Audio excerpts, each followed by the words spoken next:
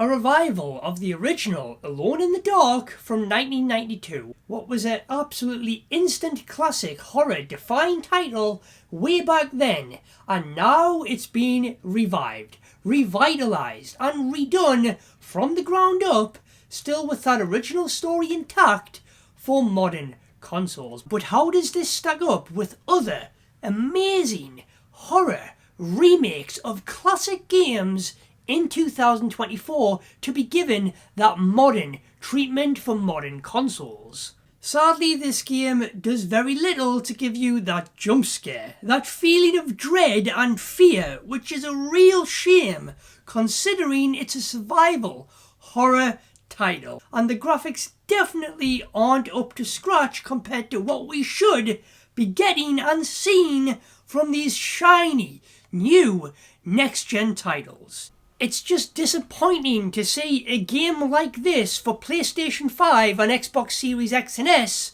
look like this, like it's something from the days of the PlayStation 3 and the Xbox 360. You will be choosing to play as either Emily Hartwood or Edward Cornby.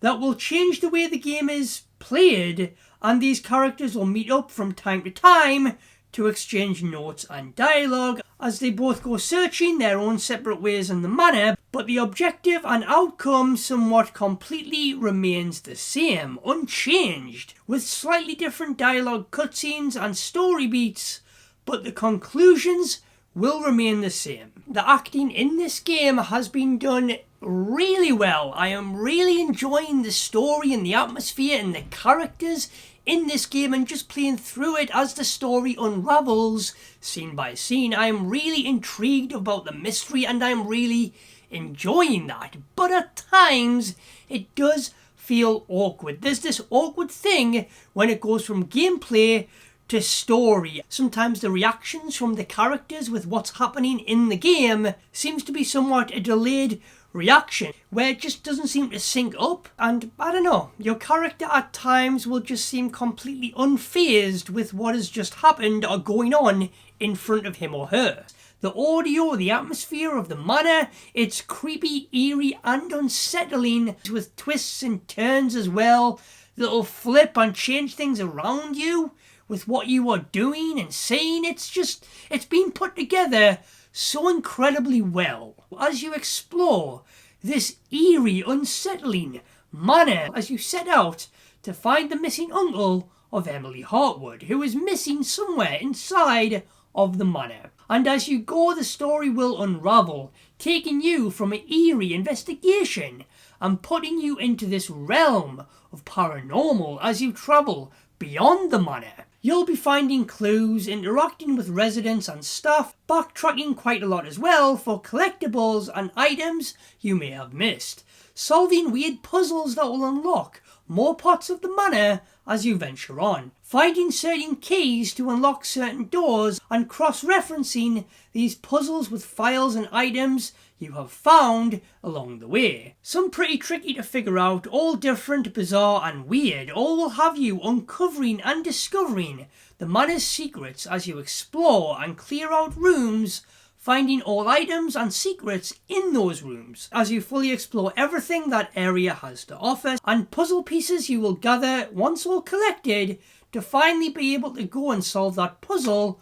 And as you go gathering items and puzzle pieces to finish off that puzzle, you will be completing sets. And once you've found an item or 3 items, that set will be complete. You have found all of the items for that certain thing. And there is going to be a map that will really help you navigate to find your way to puzzle rooms, to locked doors that you need to find, to certain areas of the manor that you need to get to, or just to find out and determine where you have been and what puzzle you have solved and what you haven't solved and what door you haven't opened yet and what door you have opened yet. Also matching the doors with the corresponding key you have found. And the settings, the atmosphere, the exploring to find stuff, the slow pacing of the game, all of the clues and finding keys to open certain doors does make you feel a really great sense of progression.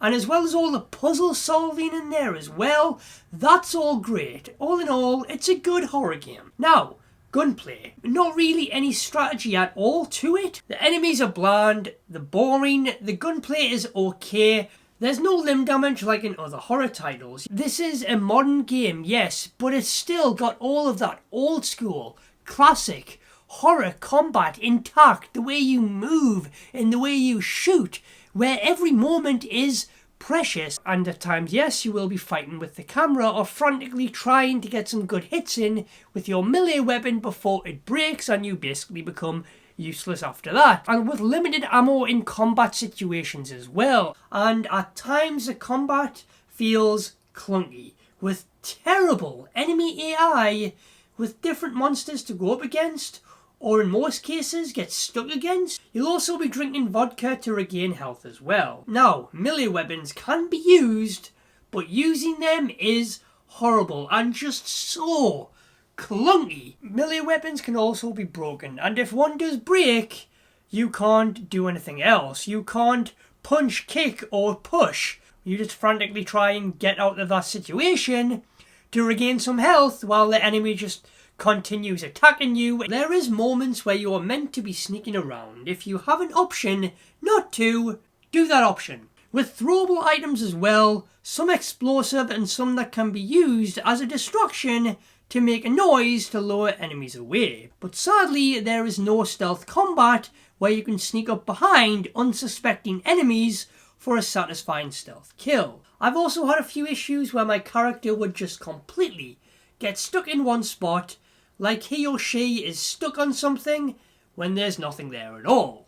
And I even had a moment where I loaded the game up and there was no audio in the gameplay at all. I had audio on my PlayStation 5 menu, on the main menu of the game, but then when I loaded my game up, it was muted. There was no audio at all, and I had to restart the game. All in all though, what it comes down to is this is a classic survival horror game. A classic, old school survival horror game that's sticking with those times instead of completely modernising it like we see with other remakes. But for a game in 2024, when comparing it to other remakes and other horror games out there that are modernised with modernised controls and everything like that, it's not great, but it's good. What do you guys think? As always, thank you so much for watching. I appreciate every single one of you for making me a part of your day and checking out my videos.